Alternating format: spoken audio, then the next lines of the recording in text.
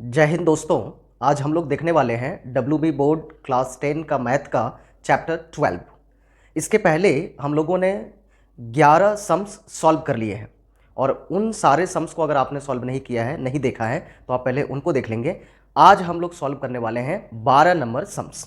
Chapter 12 का जो कि स्फीयर है, गोलक है, इसका 12 नंबर सवाल बड़ा कॉम्प्लिकेटेड है, थोड़ा सा हार्ड है ना। आपको समझने में थोड़ी दिक्कत होती होगी, पर आज के बाद नहीं होगी। अब इसको आप आसानी से समझ जाएंगे क्योंकि आ गया है आपका एसपी सर। तो देखिए 12 नंबर सवाल क्या बोल रहा है। 12 नंबर सवाल देखिए, कहता है एक धातु के गोलक का ऊपरी तल इस तरह का प्रकार काट लिया गया है कि नए गोलक के वक्रतल का क्षेत्रफल पहले के गोलक का आधा है। कटे भाग के आयतन के साथ शेष गोलक का आयतन का अनुपात ज्ञात करें। सवाल में कुछ भी नहीं दिया है, ना रेडियस है ना और किसी चीज़ का कोई जिक्र है। एकदम सिंपल सवाल है और यही वाला सवाल टफ होता है। इस तरह का सवाल हार्ड होता है और एग्ज़ाम में इस तरह के सवाल के आने के चांसेस ज़्यादा होते हैं। तो आज हम लोग इस समस्या को ही ख़त्म कर देंगे और इसको सॉल्व कर देंगे। देखिए क्या कह रहा है, बोल रहा है कि आपको समझाने के लिए मैंने यहाँ दो जो है चित्र बनाए हुए हैं। कह रहा है कि एक बड़ा गोलक है, ये ब्लैक वाला आप देख रहे होंगे, हालांकि ये वृत्त है, ये गोलक नहीं है, पर आप इसके सहारे आसानी से समझ जाएंगे इस सवाल को। कह रहा है कि ये एक बड़ा सा गोलक है, ये ब्लैक लाइन, और इसमें से एक छोटा सा गोलक को काट लिया गया है। मान लेते हैं ये जो रेड वाला लाइन से मैंने ड्रॉ किया है, ये छोटा वाला ग्लॉक हमारा गोलक है और इसको काट लिया गया है। इसको इस बड़े वाले गोलक में से इसको काट दिए हैं। बड़ा सा एक गोलक था, उसमें से एक छोटा सा गोलक को काटा गया है। ठीक है, बड़ा गोलक में से छोटा सा गोलक काट लिया है। आप कॉपी और पेन लेके बैठ जाएंगे और साथ ही साथ अभी कॉपी में बनाते जाएंगे, सॉल्व करते जाएंगे, ताकि इसका समस्या का समाधान हो जाए। ये हार्ड जो लग रहा है, कॉम्प्लेक्स जो लग रहा है, वो ईजी हो जाए। ठीक है, बड़े गोलक में से छोटा गोलक काटा गया है, कोई दिक्कत नहीं। अब कह रहा है कि जो बड़ा गोलक का क्षेत्रफल है उसके तुलना में इस छोटे वाले गोलक का क्षेत्रफल आधा है। इस छोटे वाले जो हम काट लिए हैं, ये छोटा वाला काटा हुआ है, तो ये काटा हुआ गोलक का क्षेत्रफल हाफ है। किसके कंपैरिजन में? ये बड़े बिग स्फीयर के कंपैरिजन में, बड़े वाले गोलक के तुलना में। अब कह रहा है कि जो है काटने के बाद ये छोटा वाला को निकाल दो, ठीक ना, काट लेने के बाद छोटा वाला को निकालो तो जो बचेगा वो शेष गोलक होगा। बड़े गोलक में से काटा हुआ भाग को हटा देंगे तो वो जो बच जाएगा वो शेष भाग होगा। और ये जो हमने काट के अलग किया है, ये वाला कटा हुआ भाग और ये जो बचा हुआ भाग है, इन दोनों का आयतन का अनुपात। ठीक है, अगर आपको अभी भी कोई कन्फ्यूजन रह गई है, समझने में दिक्कत है, तो दोबारा वीडियो को आप रिप्ले करके देखिए, आपको बात समझ में आ जाएगी। चलिए इसको बनाते कैसे हैं। सबसे पहले हम लिखेंगे जो हमको शर्त दिया गया है, पहले हम लिख लेते हैं। माना कि 12 नंबर सवाल है ये 12 चैप्टर का। माना कि, कॉमा देके नीचे लिखेंगे, बड़े गोलक का अर्धव्यास बराबर आर, कैपिटल आर, ठीक ना। Let the radius of the big sphere be equal to capital R. फिर नीचे लिखेंगे छोटे गोलक का अर्धव्यास बराबर छोटा R and the radius of the small sphere equal to small R. Okay, ATP according to the problem. क्या कह रहा है? कह रहा है कि बड़े वाले गोलक का क्षेत्रफल, तो बड़े वाले गोलक का क्षेत्रफल क्या हो जाएगा? 4 पाई कैपिटल आर स्क्वायर। अभी तक आपको 12 नंबर हम लोग सम्स में है, अभी तक आपको ये फॉर्मूला सारे लर्न हो जाने चाहिए। अगर अभी भी लर्न नहीं है तो समझ लीजिए माध्यमिक इस बार आपका मुश्किल होने वाला है।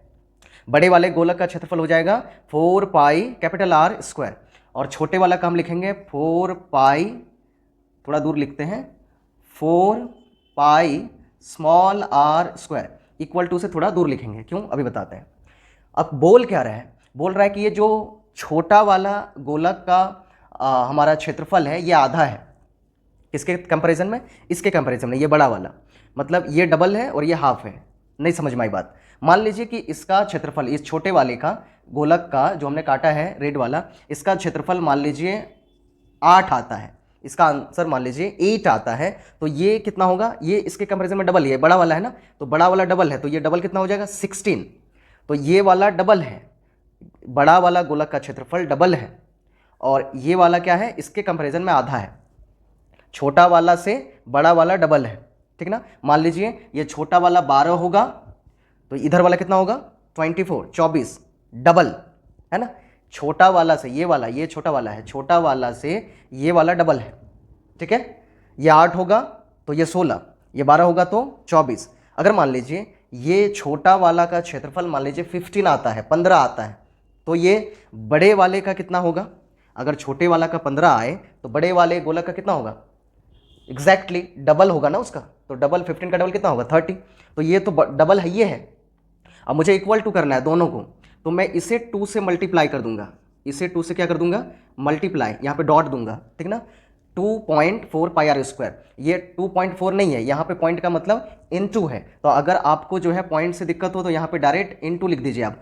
2 गुने 4 पाई आर स्क्वायर, मैंने 2 से यहाँ पे गुना क्यों किया, क्योंकि ये डबल है और मुझे बराबर करना है, तो इसको भी मैं डबल करूंगा, इसलिए मैंने इसको 2 से इसको भी मल्टीप्लाई कर दिया। छोटा वाला गोलक का क्षेत्रफल को मैंने 2 से गुना किया ताकि बड़ा वाला गोलक का क्षेत्रफल और छोटा वाला गोलक का क्षेत्रफल बराबर आ जाए, क्योंकि बड़ा वाला डबल था तो छोटा वाला को भी डबल यानी कि 2 से गुना कर देंगे तो दोनों इक्वल टू हो जाएगा, ठीक है। अब देखिए 4 पाई से 4 पाई कट जाएगा, हम यहाँ भी काट सकते हैं या फिर नीचे वाला लाइन में काट देंगे या मन में काट लीजिए। तो यहाँ क्या बच जाएगा आर स्क्वायर, 4 पाई से 4 पाई कट जाएगा, बराबर में है तो कट जाएगा, तो आर स्क्वायर बराबर, इधर हम और का साइन दे देंगे, बड़ा वाला आर स्क्वायर इक्वल टू इधर आ जाएगा 2 और छोटा आर स्क्वायर, ठीक है। अब क्या करेंगे, इस बड़े वाले हम स्क्वायर को इधर ले जा रहे हैं तो उधर रूट में चला जाएगा, आर बराबर ये स्क्वायर इधर आएगा रूट में, तो इधर आ जाएगा 2r स्क्वायर, इसलिए हैंस r इक्वल टू, देखिए यहाँ पे जो है r 2 बार है, r का स्क्वायर है तो r 2 बार है, तो रूट होगा तो 2 r में से 1 r बाहर आ जाएगा, और 2 का रूट नहीं होगा, संभव नहीं है, तो 2 पे रूट रह जाएगा, तो आ जाएगा r रूट 2, r रूट 2। ये कैपिटल R का वैल्यू आया है, इसे आपको ध्यान में रखना है, इसको याद रखना है, ठीक है। कैपिटल R का वैल्यू हमारे यहाँ पे आया है r रूट 2, ठीक ना। कैपिटल R का वैल्यू कितना आया है r रूट 2। अगर समझने में दिक्कत हुई है, कोई परेशानी है तो परेशान होने की ज़रूरत नहीं है, अब दोबारा फिर से रिप्ले करके देखिए, इस सवाल को थोड़ा सा आपको 1-2 बार देखने की ज़रूरत पड़ेगी, तो आपको निश्चित रूप से समझ में आ जाएगी, ठीक है। और अगर समझ में आ गई है तो चलिए आगे बढ़ते हैं। चलिए आगे देखते हैं, आगे क्या होगा। हम लोग अभी निकाल चुके हैं कैपिटल R का वैल्यू क्या आया था, मैं यहाँ ऊपर में फिर से एक बार लिख दे रहा हूँ। आगे हम लोग बढ़ते हैं, कैपिटल R इक्वल टू आया हुआ था हमारा, आप लोग नीचे सॉल्व करते जाएंगे, r रूट 2 है ना। अब आगे नीचे लिखना है हमको बड़े गोलक का आयतन, बड़े गोलक का आयतन, volume of the big sphere क्या होगा 4/3, 4/3 पाई कैपिटल R क्यू, बड़ा वाला गोलक है कैपिटल R क्यू। फिर हम लिखेंगे छोटे गोलक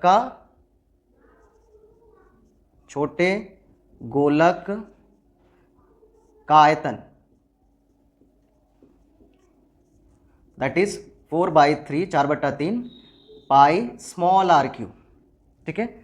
4/3 पाई स्मॉल r क्यू, क्योंकि छोटा वाला गोलक का रेडियस छोटा r है और बड़े वाले गोलक का रेडियस कैपिटल R है, हम लोगों ने ये माना था, लिख किया था, ठीक है। तो अब हम लोग जो है इस बड़े वाले गोलक का जो आयतन है उसमें से इस छोटे वाले गोलक का आयतन को माइनस करेंगे, तो लिखेंगे शेष गोलक का आयतन, शेष गोलक का आयतन, volume of the remaining sphere, volume of the remaining sphere.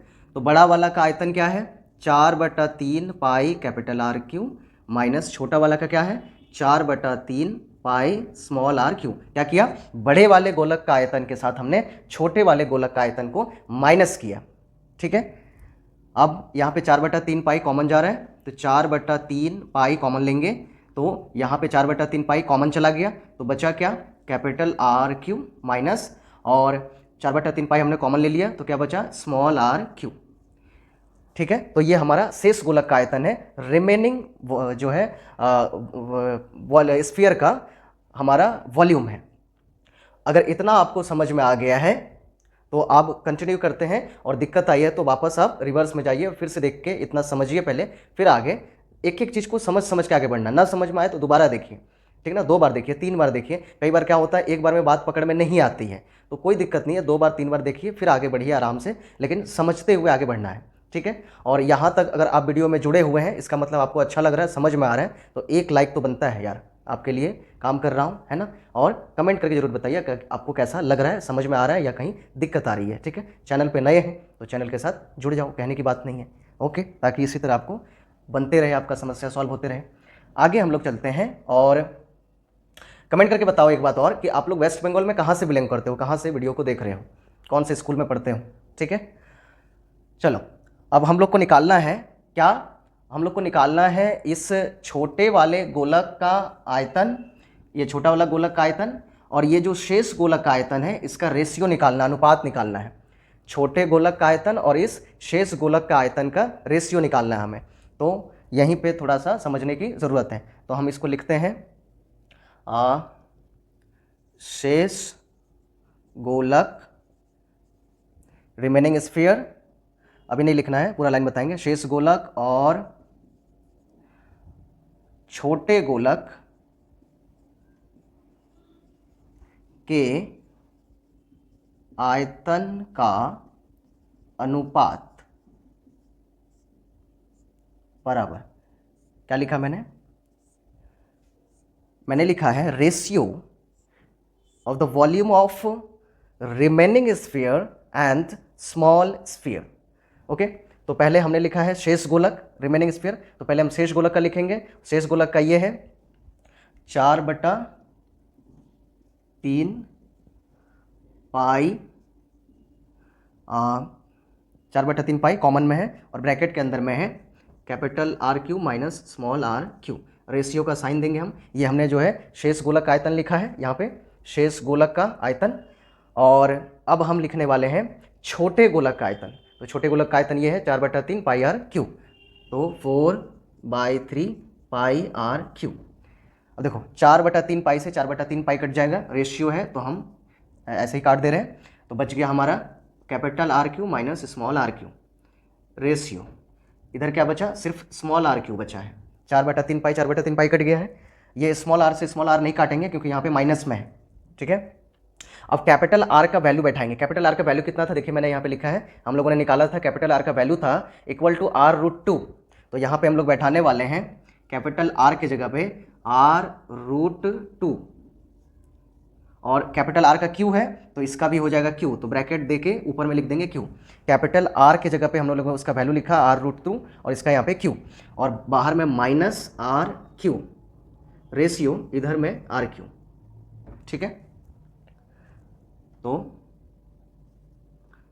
अब हम लोग इसका Q करते हैं, स्मॉल r और √2 का Q क्या होगा, देखिए √2 का 3 बार गुना करेंगे, √2 इंटू √2 इंटू √2, क्यों मतलब 3 बार गुना करना, तो √2 का 3 बार गुना करेंगे तो √2 में √2 का 2 बार गुना होगा। हम जानते हैं कि √2 में √2 का गुना होगा तो क्या आ जाएगा, 2 आएगा, रूट हट जाएगा।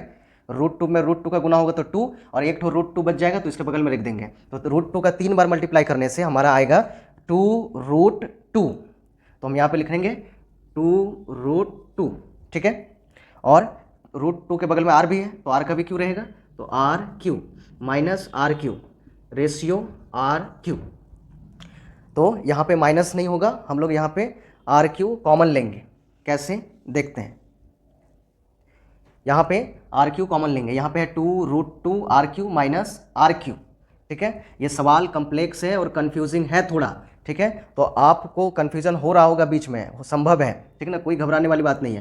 तो आप टीचर के सामने पूछने से डरते हैं, 2 बार 3 बार 4 बार पूछा, खुद को भी ठीक नहीं लगता है, टीचर 2 बार बता दिया 3 बार बता दिया, पर यहाँ पे आपको कोई दिक्कत नहीं है। यहाँ पे वीडियो को जितनी बार देखेंगे उतनी बार देख सकते हैं, कोई रोक टोक नहीं है, कोई मनाही नहीं है, कुछ नहीं है, ठीक ना। और कोई शर्म की बात भी नहीं है, किसी को पता भी नहीं चल रहा कि आपको समझ में नहीं आया है। क्लास में तो सब कुछ देखने लगता है, अरे समझ में नहीं आया, तो लड़का शर्म से भी नहीं पूछता है। यहाँ पे घर में बैठे हो तो आराम से 2-3 बार देख लो, ठीक है। अब देखो यहाँ पे हम r³ कॉमन लेंगे, आर क्यू कॉमन लेंगे तो यहाँ पे पहला वाला 2√2 आर क्यू था, तो आर क्यू कॉमन आ गया, तो यहाँ पे बचा 2√2 माइनस, फिर इधर देखिए आर क्यू था तो आर क्यू कॉमन में आ गया है, यहाँ पे कुछ नहीं बचा तो 1। यहाँ पे हमारा r√2 का क्यू किए थे तो आया था 2√2, √2 का 3 बार गुना किए थे तो 2√2 आया था, और यहाँ पे r भी तो था तो r का क्यू किए तो r का क्यू आया, और बाहर माइनस में आर क्यू पहले से ही था ना, माइनस आर क्यू ये तो पहले से था, तो हमने आर क्यू कॉमन लिया तो 2√2 बचा, फिर माइनस, फिर यहाँ पे आर क्यू था तो आर क्यू से आर क्यू को डिवाइड करेंगे तो 1 आएगा, कॉमन लेना मतलब डिवाइड करना ना, तो आर क्यू से आर क्यू को डिवाइड किए तो 1 आया, फिर रेशियो, और इधर बचा हुआ है आर क्यू।